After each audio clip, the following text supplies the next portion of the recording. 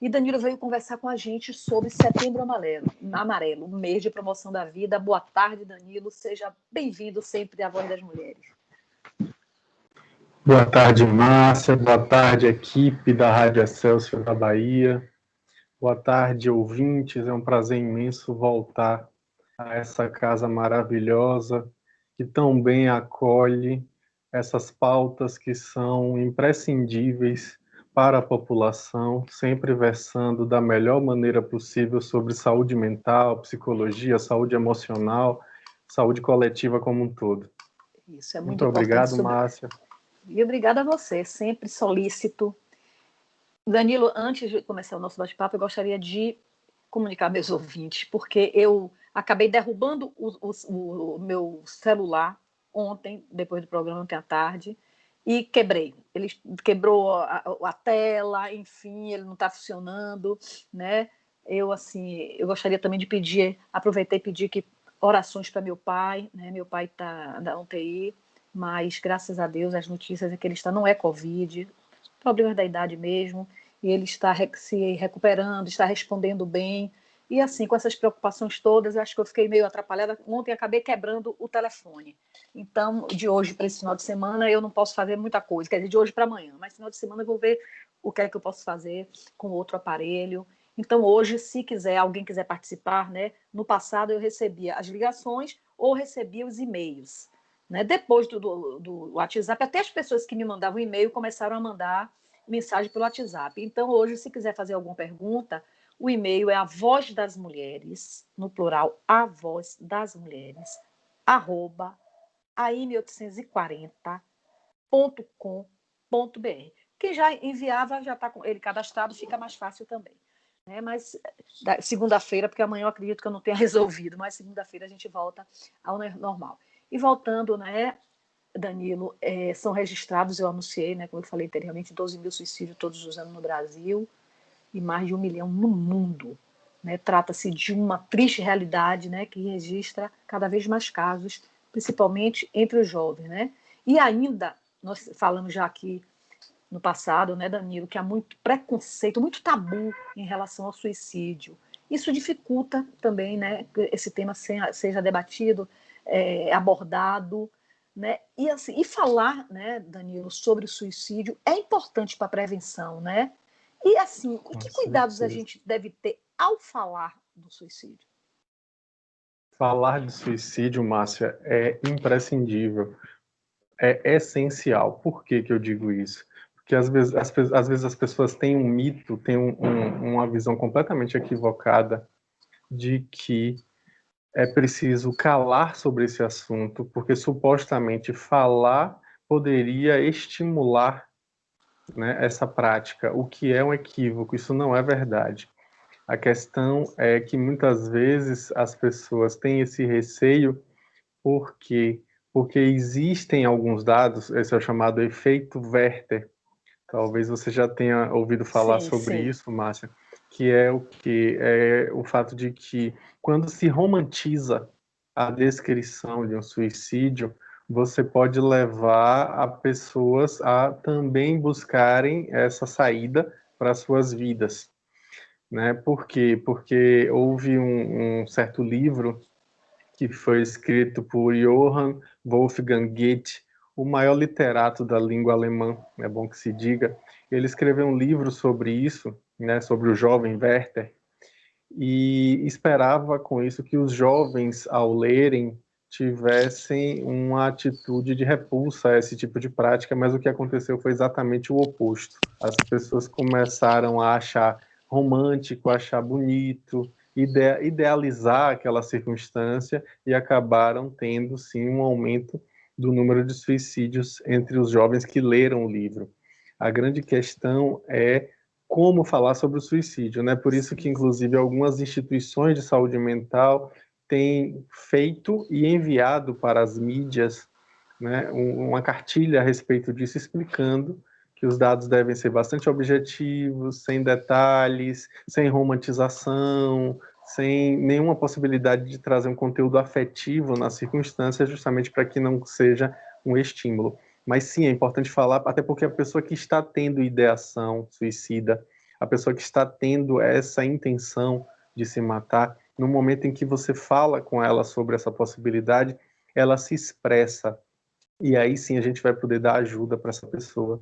Aí sim a gente vai ter a chance de entender quais são os riscos que aquela pessoa está envolvida, né, em quais riscos ela está envolvida, melhor dizendo, e assim a gente vai poder fazer alguma coisa a esse respeito. Então, é importantíssimo falar sobre suicídio. Debater sobre isso. E eu acabei de receber, Luciana era uma das que me mandava e-mail. Depois, com o WhatsApp, quase eu não recebia mais e-mail. Raramente. Mas ela já me mandou um e-mail aqui. Ela botou assim: Luciana, boa tarde. Por que a imprensa só não pode noticiar os casos de suicídio? Você falou agora, ela ficou curiosa também. Pode, mas tem que ter muita cautela, né? Sim, sim. É a forma como se noticia. Mas já teve uma época que era proibido, não era? Sim, a questão tá aí, né? Por quê? Porque às vezes dava detalhe demais. Às vezes foi na ponte tal, aí o que é que acontece? Os índices de suicídio naquela ponte tal aumentam drasticamente, entende? Então é preciso muito cuidado com relação a isso, sem que se dê muito detalhe, sem que se dê muita informação, e de preferência que seja uma coisa breve e objetiva, entende? Por isso que a imprensa tem tido essa orientação, porque infelizmente há uma influência com relação a isso. Mas eu que trabalho com saúde mental já há 16 anos, não poderia deixar de afirmar isso. Eu acho que é crucial, é muito importante realmente a gente dizer que as pessoas precisam falar sobre isso abertamente para poder, de verdade, inclusive, terem a chance de serem ajudadas. Porque, infelizmente, aqueles que são tolhidos, que são impedidos de se expressarem nisso, acabam se expressando de uma forma dramática, ou seja, elas atuam com o próprio corpo, já com o gesto suicida.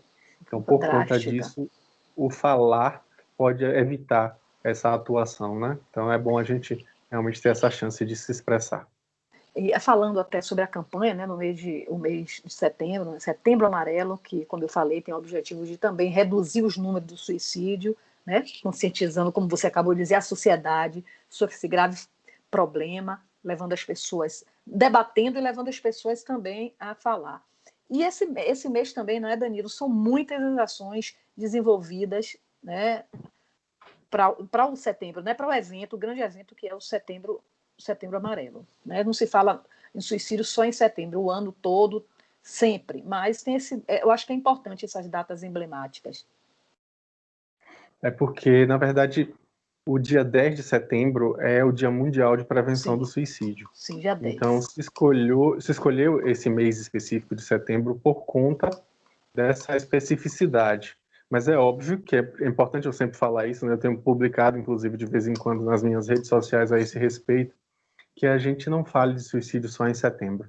Que a gente tenha a possibilidade de estar constantemente trazendo essa necessidade de valorização da vida, e aí eu tenho até uma postura crítica pessoal com relação a isso, de prevenção de suicídio. Eu sou mais a favor de uma promoção de vida. Promoção de vida, perfeito. Quando a gente está focado em prevenir um problema, você só está retroalimentando aquele problema. É igual aquela história, Márcia, não pense num cachorro preto de coleira vermelha.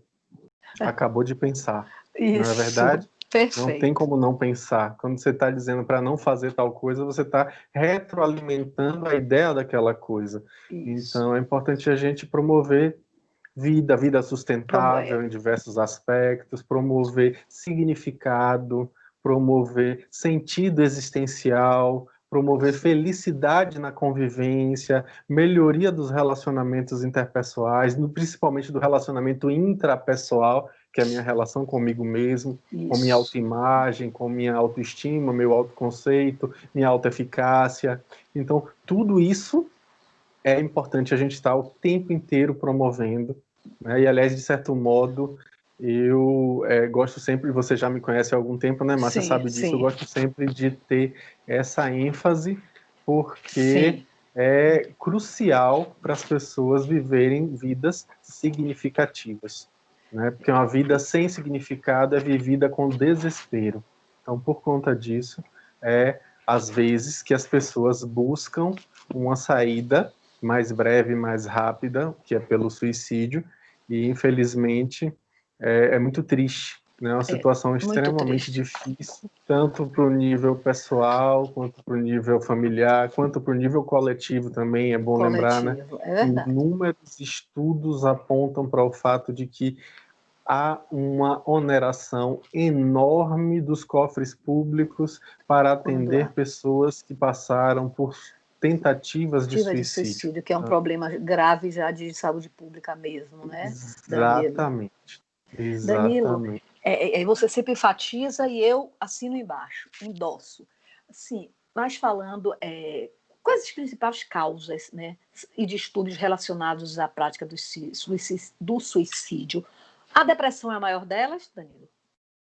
Sim, olha só, o que é importante a gente deixar claro. Existem alguns fatores de risco para a tentativa, no caso, e a efetivação do suicídio. Um dos maiores fatores, né, que tem sido corroborado em diversas pesquisas, é o fato da pessoa ter tido uma tentativa anterior. Isso é um fator de risco altíssimo, ou seja, uma pessoa uma vez tentou suicídio, é muito provável que ela consiga na próxima. Só fazer só uma parte. Existe um mito, né, de que se a pessoa diz que vai cometer o suicídio, eu já ouvi isso, não vai. Quando ela faz alarde, é sinal de que ela não vai fazer, e isso não existe, isso é mito. A pessoa isso é mito. Reafirme aí, Danilo. Isso é um mito, inclusive, bastante perigoso. Sim. E a gente vai perceber o quê? Que a pessoa que consegue efetivar suicídio, em geral, ela deixa pistas, ela deixa indícios de que vai fazer isso. Então, essa história de que quem vai fazer não fala é mentira, fala. É mentira, exatamente. A pessoa fala, às vezes fala de forma clara, escancarada, e às vezes numa fala mais subreptícia, mais por baixo do pano, aquela coisa assim do tipo, eu não queria nem ter nascido. Sim. Essa minha existência, não sei para que serve, não sei para que eu tô aqui. Essas falas que às vezes não são óbvias, não são claras, não são nítidas, estão escondendo ali possíveis ideações, ou seja, a pessoa possivelmente já esteja inclusive planejando. Então, por isso é importante que a pessoa tenha um acolhimento, um encaminhamento para quem de direito, porque é necessário, sim, que as pessoas sejam cuidadas, em especial na circunstância dessa, com um risco tão alto de mortalidade. Né, que, no Brasil, atualmente, são 32 suicídios efetivados por dia. É uma coisa muito alta. Altíssima. E assim, existe um perfil do suicida no Brasil? Existe uma predominância mais em homens ou mulheres? Existe uma predominância mais em homens do que em mulheres. É curioso isso. As tentativas de suicídio são mais comuns em mulheres, mas a efetividade.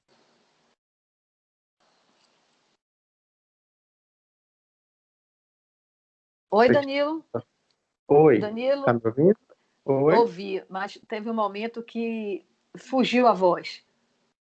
Eu estava falando, você disse que as mulheres. Me ligar. Então foi isso. Deixa só eu desligar os cartões aqui para ninguém ficar me ligando.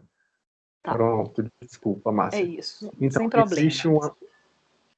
Existe uma prevalência maior. Tá me ouvindo? Estou lhe ouvindo, tranquilo agora. Ok. Existe uma prevalência maior da efetivação do suicídio por parte dos homens, tá? E aí tem estudos que vão falar que é entre 1,5 vezes a 3,5 vezes mais em homens do que mulheres. Agora, as tentativas, as mulheres... As tentativas são mais comuns em mulheres, exatamente. Exatamente. Agora, o homem, geralmente, ele consegue mais do que a mulher.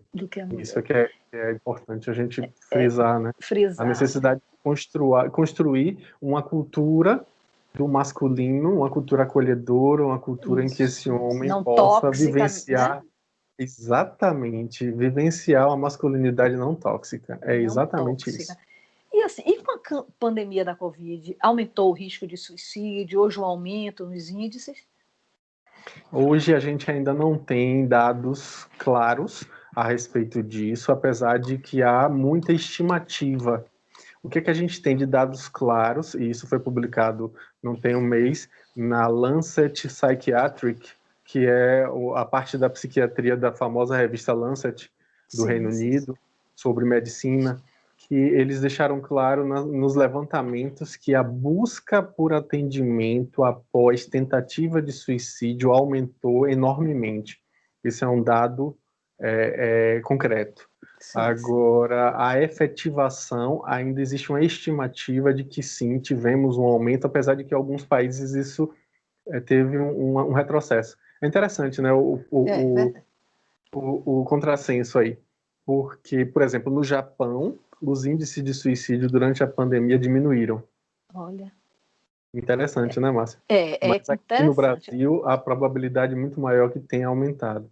Inclusive, eu posso falar da realidade de alguns CAPs da rede de atenção psicossocial de Salvador, e eu tenho notícias de que temos usuários com mais tentativas e com mais efetivações.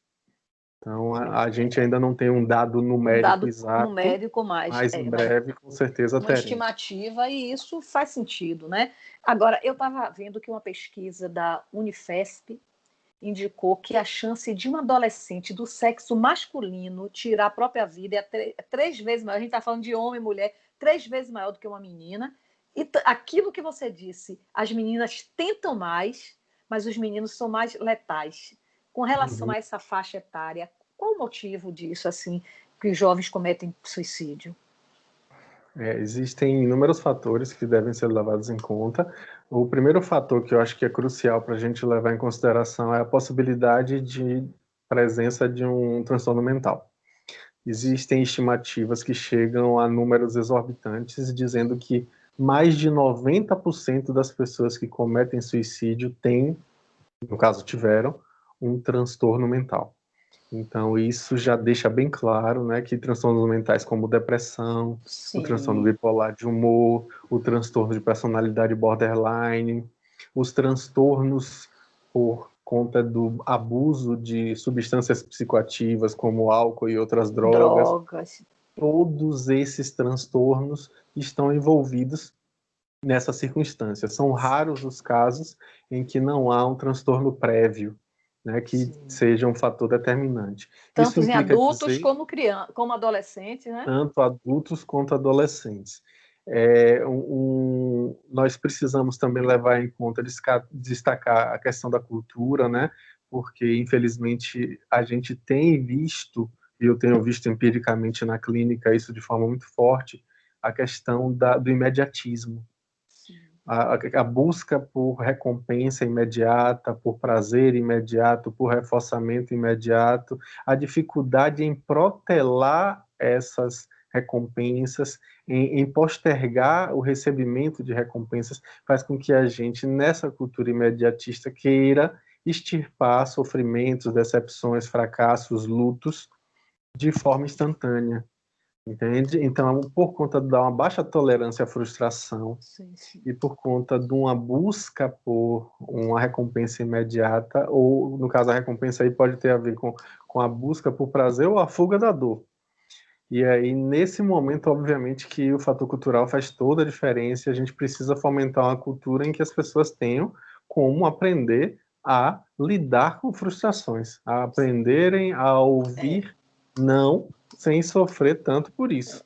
E já falamos até a respeito disso, né? Que a desilusão não é algo ruim para o ser humano. Olha, uma ouvinte, ela também escrevia para mim, Fernanda, ela está perguntando se há casos de suicídio com crianças, suicídio infantil. Existe sim. E está aumentando. E está aumentando. Ainda não é uma faixa etária com uma prevalência muito alta, mas é assustador. Nos últimos 30 anos está gradativamente aumentando, chega até a termos estatísticas que falam que há um aumento de 7% na prevalência nos últimos 30 anos. Então, existem sim. E a gente precisa, sem dúvida alguma, prestar atenção, porque criança também deprime, porque criança também tem sintomas impulsivos, Criança também tem dificuldade de lidar com frustração. Ou seja, o que eu quero dizer no fundo, Márcia, é que criança também tem problemas de saúde mental e emocional. Então Eu lhe conto precisa que esses esse adultos olhar. estejam próximos. Esse olhar. Você lembra, Danilo, você uma participação sua, não sei se foi no ano passado, a gente falando alguma coisa, que eu contei até, eu devia ter meus 13, 14 anos, e tinha uma vizinha retraída, né? Ela filha única, ela só tinha um irmão, os pais eram médicos, e ela teve um desses transtornos de dislexia não, anorexia, ou algo Anorexia, assim, sim. e ela morreu de depressão. Foi algo assim que nos chocou sobremaneira. Imagina, tudo adolescente, tudo na pré-adolescência, e de repente uma vizinha morre, filho de É. médicos.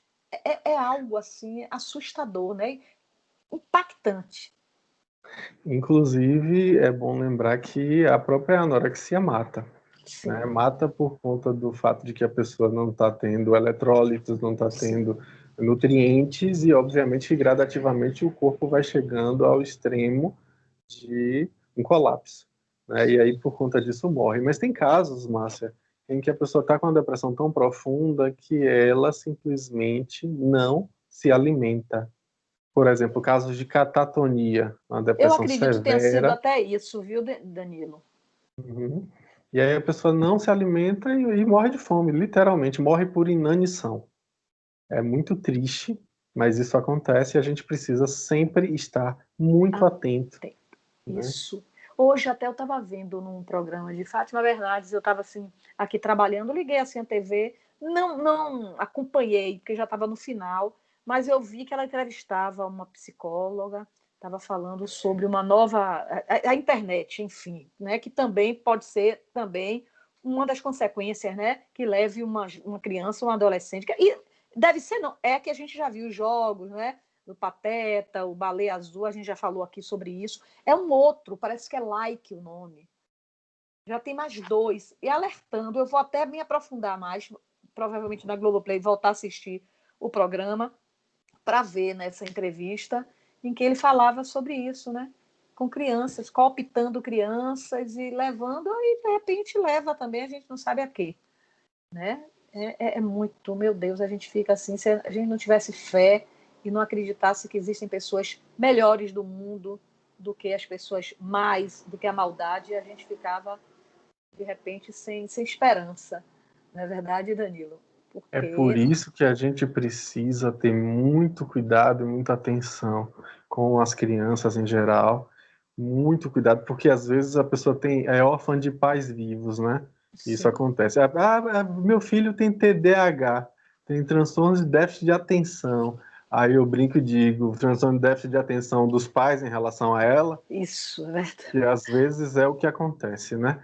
E É, a gente precisa sim ter cuidado, ter carinho, presença, diálogo presença, familiar, presença isso. significativa. Às vezes você não tem tempo por conta das suas atribuições, dos seus trabalhos, mas o pouco tempo que A tem, você qualidade consegue desse. dar qualidade e dar Exatamente. presença. Isso faz toda a diferença. Né? É melhor do que você ter muito tempo com a criança e estar olhando para um celular o tempo inteiro, Exatamente. Sem né? E paciência. simplesmente não ter nenhuma qualidade naquele contato com o filho, ou simplesmente dar um cala-boca, a chupeta digital, que dá um celular, dá Isso. um tablet Vai para ficar ele quieto ali. É. e E, manda ficar quieto com aquilo ali. E aí essa chupeta tecnológica só faz atestar a incapacidade desse pai e dessa mãe de lidar com o fato de que é uma criança que está convivendo com eles e que obviamente demanda atenção e que é uma criança saudável, obviamente precisa se movimentar, precisa brincar, precisa de atenção e vai fazer o que puder para obter. é Então é isso. essencial que essa família esteja próxima.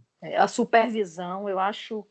A gente fala até sobre pré-adolescentes, adolescentes que têm liberdade, mas é uma liberdade vigiada. A gente sabe que a imaturidade ainda está presente, então os arroubos, até. Porque a gente foi adolescente, sabe como a coisa acontece. E hoje eu estava vendo também no noticiário. Também não me aprofundei, porque eu não tive tempo na hora para parar, mas depois eu acabo pesquisando sobre. Também sites de vídeos infantis com pornografia. Então, é outra coisa que você até já falou uma vez aqui sobre isso. Então, tem que ter cuidado no que sua filha está assistindo. Se é Peppa, verifique mesmo se é desenho, né? Que minhas netas adoram. Verifique. Porque dentro desses desenhos, eles estão colocando... É terrível isso, viu? É terrível, mas reafirmando o que você disse, Danilo, as crianças, os adolescentes, os filhos têm que ter supervisão. Supervisão não quer dizer que você não dê liberdade. A questão está aí, né? Você só pode dar liberdade para quem é capaz de mostrar uma responsabilidade com relação àquilo. Responsabilidade, a palavra tem uma origem muito clara, muito óbvia, porque é uma aglutinação. É a habilidade de dar respostas. E o que a gente pode esperar de habilidade de dar resposta de uma criança pequena? Não dá ainda, não tem como a gente ter essa habilidade da parte dela. Ela ainda está aprendendo, e para aprender ela precisa do contato, em especial dos pais, dos cuidadores, para poder eles, através do exemplo e não das palavras, verem de perto como é que se é essa construção de responsabilidade. Então, algo sem construído. dúvida, a convivência que vai fazer diferença, né? É verdade. Danilo, a gente vai rapidinho para o nosso intervalo comercial e daqui a pouco a gente volta a falar sobre o tema.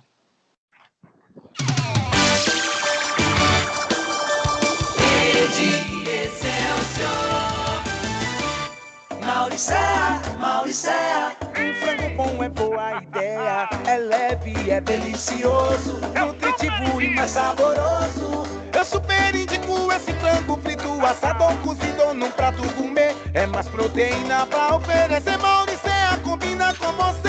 Mauricéa, esse frango dá show na plateia. Mauricéa, um frango bom é boa ideia. Mauricéa, muito mais frango. Entre Amigos, você ouve de segunda a sexta, a partir das 14h. Apresentação, Reis Moura. Rede Excelsior de Comunicação. A sua sintonia, a voz do Senhor do Bonfim. Esse ano tem eleições municipais, mas vai ser diferente por causa da pandemia. Todo ano sou mesária, mas esse ano estou um pouco preocupada. Eu quero ajudar o país, mas será que é mesmo seguro? Vontade de ajudar o país, né, minha filha? Mas não precisa ter medo. A sua saúde também é muito importante. A Justiça Eleitoral adotará protocolos rígidos para que os mesários cumpram seu papel com toda a segurança.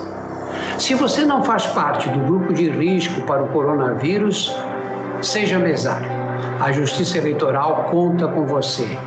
Seja um mesário voluntário.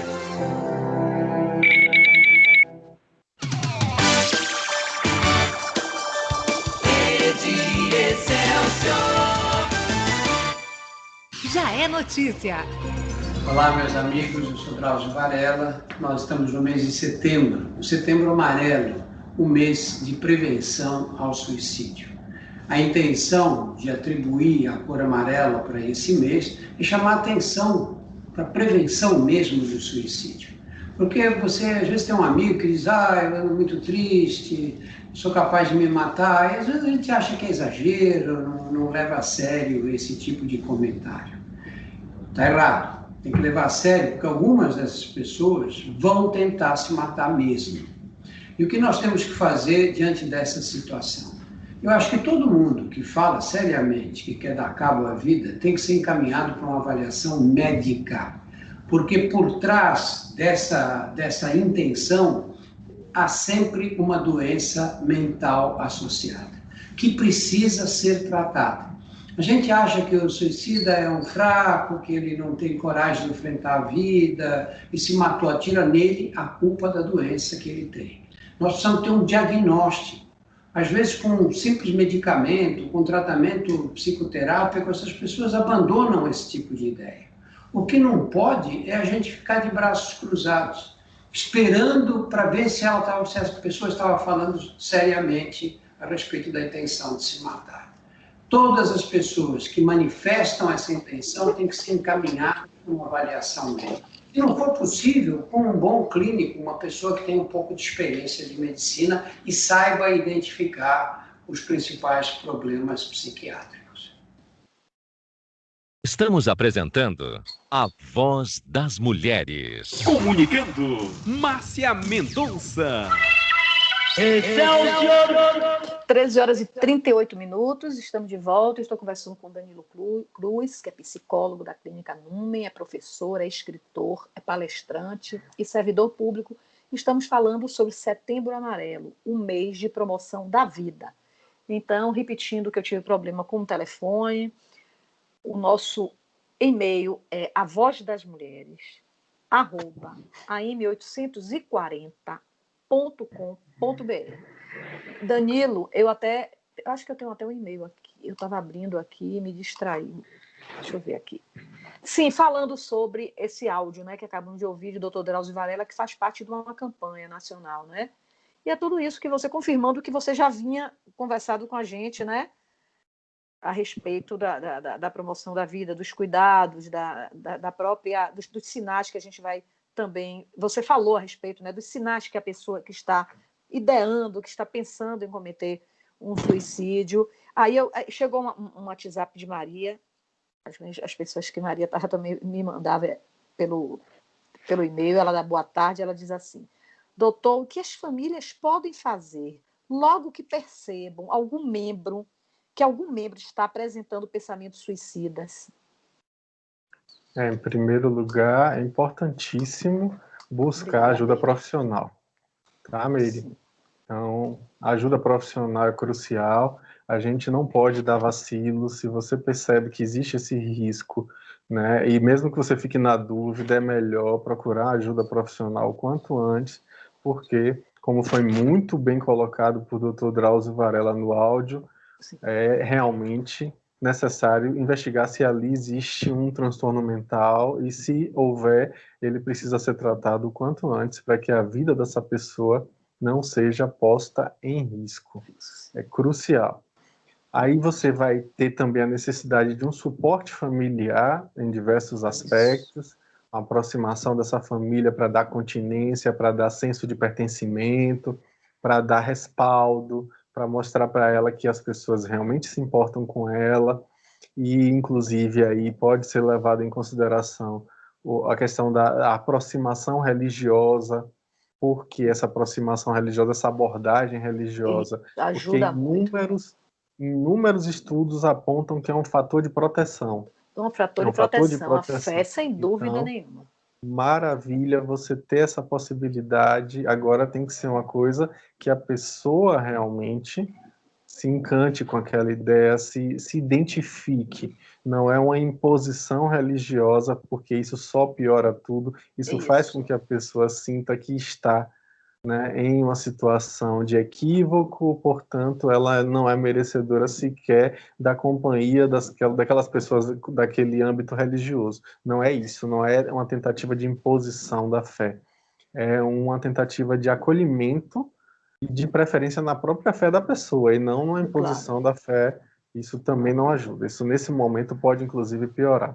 Então, é importantíssimo dar esse respaldo, dar esse suporte, tratar problemas que estejam ali colocados, que às vezes a pessoa está com uma questão social, né, uma questão financeira, um luto por conta de um desemprego, que é um fator de risco alto para suicídio, né, uma perda de uma pessoa querida, uma perda de um emprego, uma perda de um status social, uma perda de um relacionamento que acabou, uma empresa que faliu, alguma coisa nesse sentido. E é por isso, inclusive, que os índices de suicídio, as estimativas falam que, com certeza, podem ter um aumento durante a pandemia, porque as pessoas estão vivendo tudo isso, estão vivendo perda de emprego, estão vivendo dificuldade de pagar as dívidas, estão vivendo isolamento social, falta de senso de pertencimento, perdas de pessoas queridas por conta da própria Covid-19, ou seja, e muitas vezes, inclusive, eles próprios sendo acometidos pelo vírus, pelo coronavírus novo, também podem se sentir desesperançados. E outro fato importantíssimo, Márcia, para se falar, é que agora, durante a pandemia, nós já temos registros de aumento de casos de suicídio entre profissionais de saúde. É mesmo. Olha o nível de estresse que essas pessoas, meus colegas, a gente estão não tem vivendo. ideia da dimensão, viu? Da dimensão disso, não é, Danilo? Exatamente. É muito grande, realmente. A gente precisa, né, dar importância, a devida importância para esse assunto, porque Demais. é muito sofrimento. Muito Agora sofrimento. é importante eu falar uma coisa, Sim. Márcia. Existe também uma dimensão política que é importante a gente falar nessa Sim. questão do Setembro Amarelo, né? Existem Sim. algumas entidades de classe que não concordam com a campanha por conta de questões políticas, né? Quais são as questões políticas envolvidas? É porque a campanha ela foi iniciada, né? Foi encabeçada pela Associação Catarinense de Psiquiatria e foi abraçada pela Associação Brasileira de Psiquiatria e pelo Conselho Federal de Medicina, assim como também pelo Centro de Valorização da Vida, Da né? vida, O CVV, fantástico. do telefone CVV. 188, que é essencial.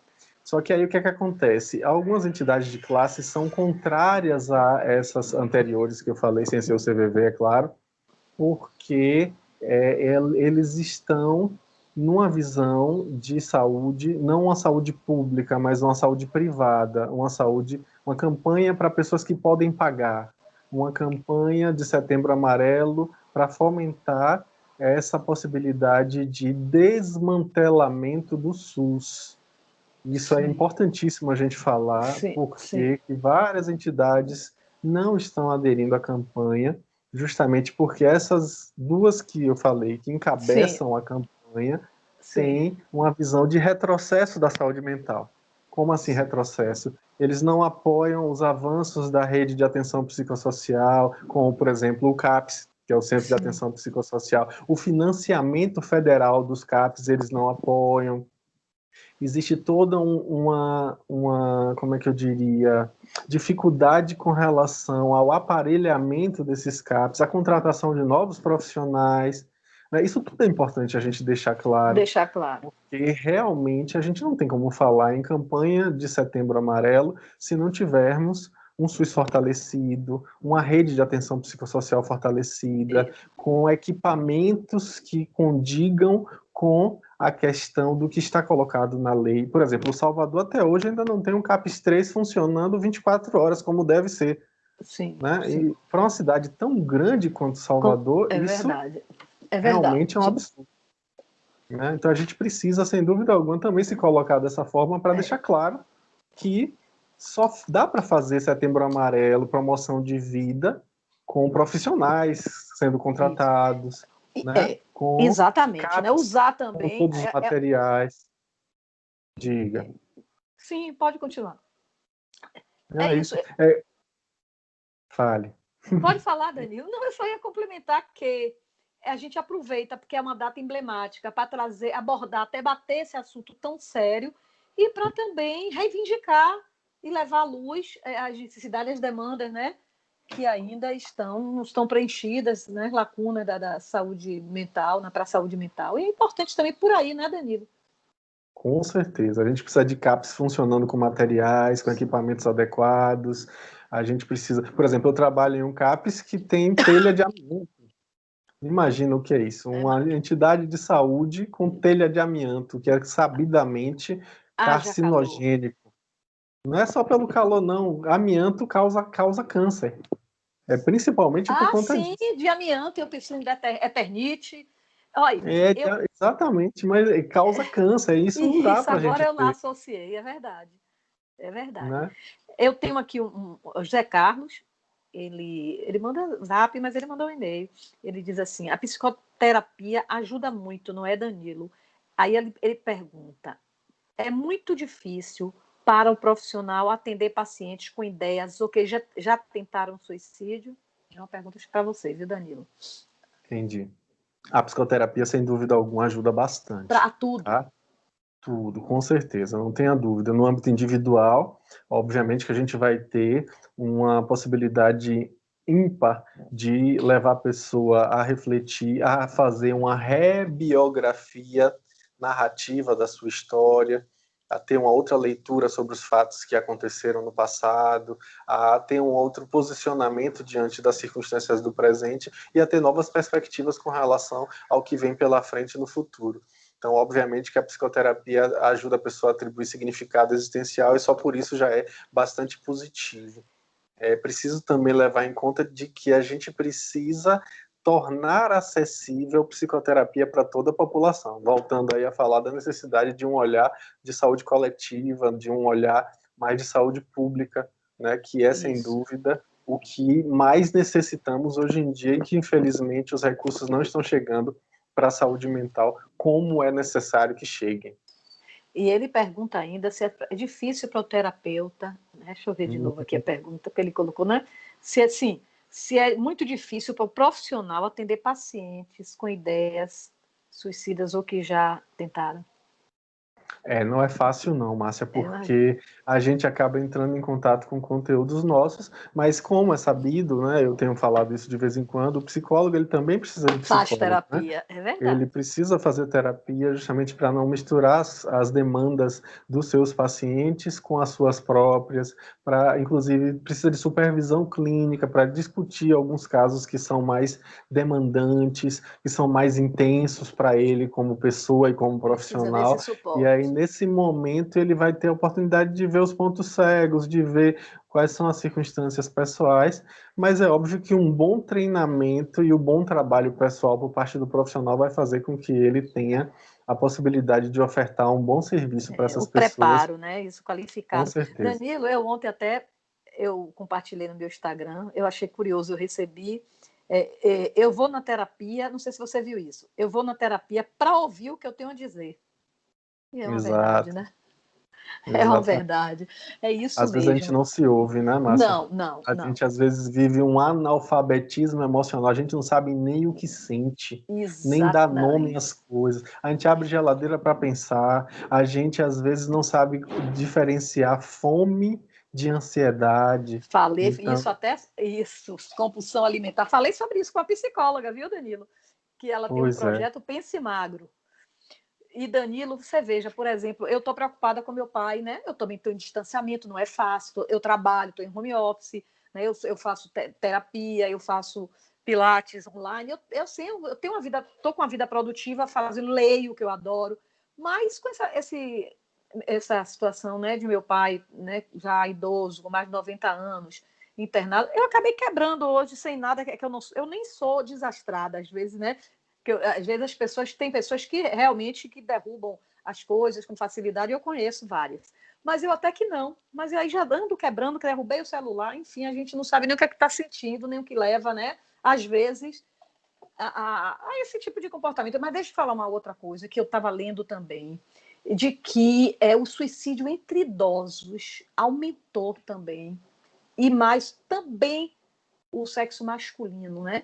E aí a gente vê as doenças crônicas, né, Danilo? Distanciamento social, a diminuição da convivência social, distanciamento de filhos, autonomia, viuvez. São indicativos também, né, Danilo? Sim, é preciso muita atenção. É uma faixa etária em que isso é muito significativo, apesar do aumento da faixa etária dos jovens, é também significativo o aumento da faixa etária dos idosos, tendo essa busca por tentativas e efetivações, né, de suicídio. Então, é preciso sim tomar cuidado inclusive com o acesso aos meios de suicídio, isso é importante também colocar, tá? Porque existem diversos meios químicos, como, por exemplo, uma overdose de medicação pode causar uma parada cardiorrespiratória, a gente pode ter um método mais físico, mais mecânico, como se jogar de um viaduto ou uma circunstância de uma arma de fogo. Então, tudo isso precisa ser afastado, em especial quando a pessoa está passando por um momento de revisitar o sentido existencial. Às vezes a pessoa passa pelo luto, né, de uma pessoa muito amada, um cônjuge, alguém muito próximo, e aí vai vendo aos poucos os seus indo a falecerem e ele permanece, ou seja, a sensação de solidão se recrudesce e isso pode ser muito perigoso. né? Além, é claro, de que às vezes a pessoa passa por um processo de aposentadoria sem uma devida preparação para isso, Também. e aí a pessoa acaba guardando um sentimento de inutilidade, de incapacidade, de vazio existencial, ou seja, falta de sentido. Então, E por isso, um amparo com relação a isso. Por isso, né, eu acho que faz sentido o fato de mais homens cometerem o suicídio, né, por conta disso que eu até falei já, há uns tempos atrás, né, eu lendo sobre uma antropóloga, ela dizendo, né, um artigo dela, onde ela dizia que os homens, quando se aposentam, eles dizem assim: eu não quero mais nada, suspendi aqui minhas chuteiras. E as mulheres não. Criei meus filhos, agora eu vou fazer minhas excursões, eu vou viajar, vou viver, vou fazer um curso disso, vou fazer um curso daquilo. E os homens precisam também mudar, né, esse padrão de achar que não, agora eles também, da mesma forma, né? Podem viver, né? Poder viver, né? Ter liberdade, menos compromissos formais. Mas eu lhe pergunto, Danilo, existe um tratamento também urgente nos casos de ação, premeditação de suicídio? Existe, sim. Se a pessoa tem a necessidade disso, aqui em Salvador, eu estou falando da realidade de Salvador, mas óbvio que isso se abre, né, em diversos outros lugares, as pessoas vão ter os artefatos aí com relação à disponibilidade do poder público para poder oferecerem isso. E por isso é importante a gente falar tanto do SUS, da necessidade de fortalecê-lo, porque é o SUS que oferece esses aparatos, né? Aqui em Salvador a gente tem o PAP, né, que é o Pronto Atendimento Psiquiátrico, que fica ali no antigo Quinto Centro, nos Barris, em frente ao Nina Rodrigues. Aqui a gente tem também os hospitais psiquiátricos, que atendem também esses casos, como, por exemplo, o Mário Leal, que fica ali no IAPI, sim, o Juliano Moreira, que fica ali na Narandiba, né? Então, são opções que a pessoa tem para buscar um atendimento emergencial, além, é claro, dos hospitais gerais, que também disponibilizam amparo com relação a isso e vão saber fazer os encaminhamentos necessários, como as UPAs também. A gente lá do CAP São Caetano tem recebido bastante encaminhamentos das UPAs, então é importante também a gente usar esses recursos. E havendo a possibilidade que a pessoa busque também um CAPS, um Centro de Atenção Psicossocial, que atende apenas pessoas com transtorno mental severo e persistente, e nesse transtorno mental severo se enquadra a possibilidade imediata de suicídio, a gente pode ajudar. Aqui em Salvador também tem o centro com relação ao suicídio, que fica no Hospital Roberto Santos, tá? Vinculado ao Centro de Venenos, né? O de Venenos da Bahia. Me passou agora a sigla, mas existe aqui em Salvador também. Aliás, é um trabalho fabuloso, espetacular e digno de ser notado, porque, sem dúvida, é uma iniciativa notória e excelente para a sociedade baiana, muito boa mesmo. Então, que a pessoa procure um ambulatório de saúde mental, procure um profissional gabaritado, um psicólogo, um psiquiatra, um psicanalista, um psicoterapeuta, para poder ter esse amparo e a necessidade de um encaminhamento para uma psicofarmacoterapia também ser feita, caso a pessoa necessite de medicação. O importante é pedir ajuda. Danilo, chegamos ao finalzinho. Quero lhe agradecer mais uma vez, você sempre tão disponível, né, e esclarece tão bem os temas que a gente precisa, né, e informação é sempre pouco, né? Informação é poder, todo dia eu digo isso. E até breve, até a próxima. Muito obrigada. Eu que agradeço, Márcia. Eu agradeço, inclusive, novamente, em nome da população, por esse espaço no radialismo baiano, né, nas rádios. Isso é imprescindível. Nós precisamos falar sobre saúde mental e você tem trazido essa oportunidade. Eu acho isso fabuloso e você está sempre de parabéns com relação a isso. Obrigada, Grande Danilo. abraço. Um grande abraço, até a próxima. E obrigada aos ouvintes pela audiência, pela paciência. Eu sou Márcia Mendonça. Amanhã estarei novamente com vocês para mais um programa, se Deus quiser, A Voz das Mulheres. Vem aí o programa Entre Amigos com Reis Moura, produção de Danilo Alves. Um abraço ao mais novo vovô, Zezito Neri, na coleção de netos, mais um menino, Eduardo. Parabéns, Zezito. Um abraço a todos e até amanhã.